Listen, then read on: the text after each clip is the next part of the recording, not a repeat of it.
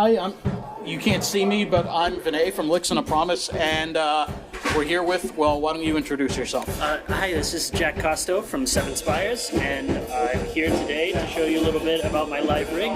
That we're here in Revere, Massachusetts today, and this is what I bring around for almost all of my shows.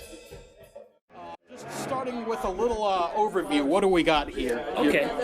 Yeah, the essence of my rig is basically Dean guitars. I play a Dean 7-string, Fishman Fluence Pickups into an Astro Pro Studio cable, and that runs into this Mark Multiamp, the 2x12 cabinet. And that's pretty much most of the sound. And I have a Joyo vintage overdrive that I'll get into later that kind of boosts everything. Oh, okay. I was wondering what that was. Yeah. Tell us about what makes this special. I guess I understand you're pretty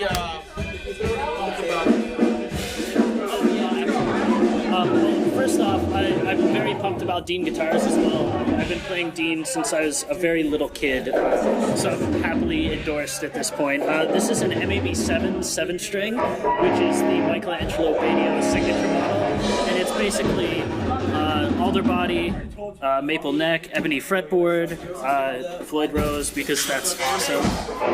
And that's really it. It's a very simple guitar, and I had it retrofitted with the Fishman Fluence modern Alnico pickups, also for 7-string.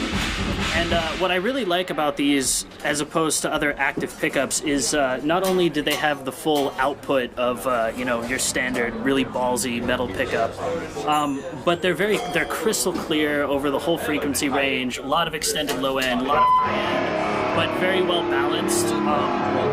And there's a cool little feature here. If you pull up on the tone knob, they respond a lot more like a high output passive pickup, so a little warmer in the mids, and they sing a little nicer, a little less gain, and I use that a lot for solos and some clean tones in the studio. Yeah, I was just going to ask that, like how you might use that tone. Yeah. The main sound is, when I'm live, I'm pretty much on the active sound all the time, full blast, and that's the main rhythm sound, and this is solos and cleans. And that doesn't cause like a loss of output or volume? It does a little bit, but it's not a bad loss of output. If I did it on the clean channel, you'd notice it, but it almost just kind of like rolls it's like rolling the volume back a little bit, and it tightens things up. And when I'm playing leads, I switch to a completely different sound, so I don't notice it anyway. Oh, okay. Yeah. And that would be what you have here, correct? Yeah. This is a Tech 21 MIDI moose that I just used to switch everything on the multi-amp. As you can see, I have everything labeled here: rhythm, lead sound, a clean sound, a mute in case something goes horribly wrong, and then all low gain is the rhythm sound with the overdrive off. Otherwise, so that's kind of programmed in there too. Yeah, it's programmed in, so I don't have to pedal stomp or anything like that. And this is I have everything kind of set up the way I like it here, and I'll go into how that works when we get to the amp. Okay, and that would actually be the next thing I'd like to get into, actually. Okay, great. Well, the signal flow from the guitar, basically, after the Astro cable, it goes into the front end of the amp, and then I have the overdrive box, if you can see that. I've been using this basically cranked all the time to get a lot of my distortion. And the cool thing about this unit is that if you see here, I actually have it set up so that the effects loop is in front of the actual amp. So it's like I'm running the overdrive into the front of an amp, like you would with a normal tube amp. Really? But I can program it to switch it on and off, or I can move it around if I want. So it's just extremely flexible. But I have it so it's basically in front of the amp, but I can switch it with this guy. Now this is a modeling setup, correct? Yes, it is. I guess it's kind of DV Mark's answer to the Axe effects or something like that. And it pretty much, it's a little bit of a stripped down version. There's less amps, but it's very warm and it responds really naturally, in my opinion. So I love it, and I run direct to the PA on all the rigs, so the sound's 100% consistent every single night.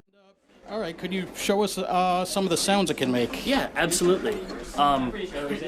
Also another thing I forgot to mention, very important. Oh. The Swiss picks. This is the Swiss picks Nuclear Cheddar Jazz Mini 1.8. It's my favorite pick in the world. I love Swiss picks. I'm endorsed by them. They're wonderful. Get some. You will never look back. You'll throw all your Dunlops out. Nice. Maybe I shouldn't say that, but yeah. Anyway, so Or whatever you're using. yeah, whatever it is that you're using. Okay, so my main rhythm sound that I'm using 99% of the time is basically the guitar into the overdrive as set into a Mesa Boogie dual rectifier with a matching cabinet, and that pretty much sounds like this.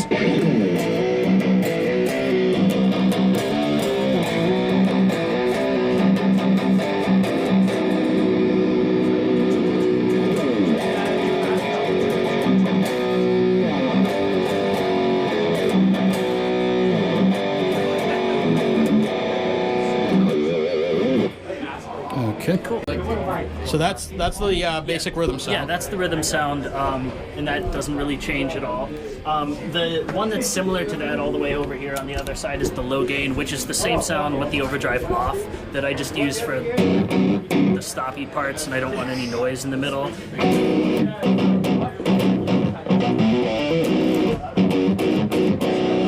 That's a little attitude. So like on some of the verse parts, maybe on, I can't think of the tune. Yeah, Cabaret of Dreams, I use it a lot. And then in songs like Stay from our upcoming record where I have to do... It's super tight, you know? Yeah, so that's akin to the main rhythm sound. And then I've got, obviously, a mute, turns everything off. And the clean sound, I believe, is based on a Fender amp, but also running through a Mesa Boogie cabinet, which is a trick I learned from Mark Multiamp from Creed, which is just awesome. He has one of the most beautiful clean sounds ever. So that's pretty much what this is, and I'll usually switch to the passive sound. The overdrive's off, and I've got a compressor in front of here, a little bit of delay and reverb, and a chorus. And so that pretty much sounds like this.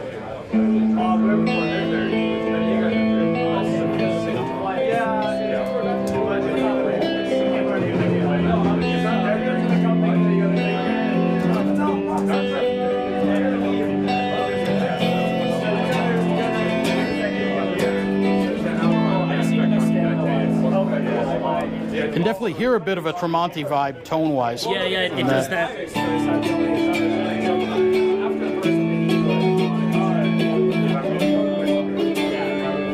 Does that whole thing. So yeah, I pretty much use that on 90% of everything clean that I ever do. The chorus really helps to widen things up a bit, especially when it's going through the PA. You get this big wide sound, but here it's just coming out of the cabinet. Yeah. And then last but not least, the lead sound, which is a good bit louder than the rest of them, just bumps everything up in the mix, and that is essentially guitar into a Marshall JCM 900. Into a Marshall cab with greenback speakers in it, and I have it dialed in to match my JCM 2000 rig that I have at home that I record with, but it's too heavy to bring around. So yeah, and then of course the overdrive as usual, just kind of driving things in the front. I can't say enough about this pedal. It's basically like a vintage TS-808, but in a modern true bypass setting, and it's like extremely affordable. Can't say enough about it. So anyway, that's what I use for the main solo sound and everything. Kind of sounds like this.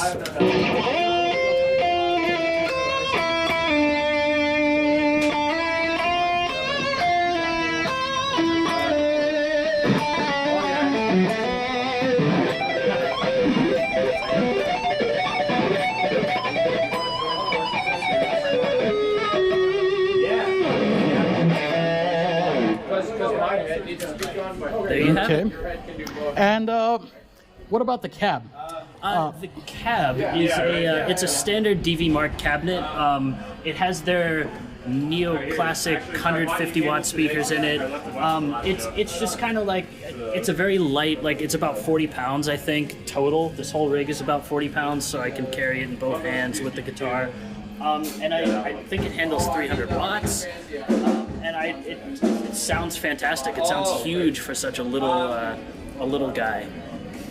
How much of a load is it getting from the amp there? I think the amp says it's 250 watts, but that's solid state, so it's not quite as loud as like a 100-watt Marshall or something like that. If I crank it, ears will bleed, but it's pretty much. I think if I'm playing with a drummer, I usually have it somewhere between there, or with Chris, he's really loud, so I gotta kind of. That's about like 8 or so. Yeah, that's about it, and then the amp volume will be around half, just so it's not like. Yeah. Ridiculous. And just now you had it where roughly? Right now I had it kind of over there, like 9 o'clock at the most, 9 probably. o'clock-ish, just enough so that it starts, getting some sound. That's cool. Yeah, that's about it. It's overall it's pretty simple, but just especially being able to switch things with MIDI keeps it. I just only have to press one button at a time. I don't have to go tap dancing in my super pointy boots. And just it's great guitar into a great amp, with a great pedal, and great cables. That's about it. Okay. All right. Any other questions? No, I think that's about it. Fantastic. Thanks, Jack. Thank you.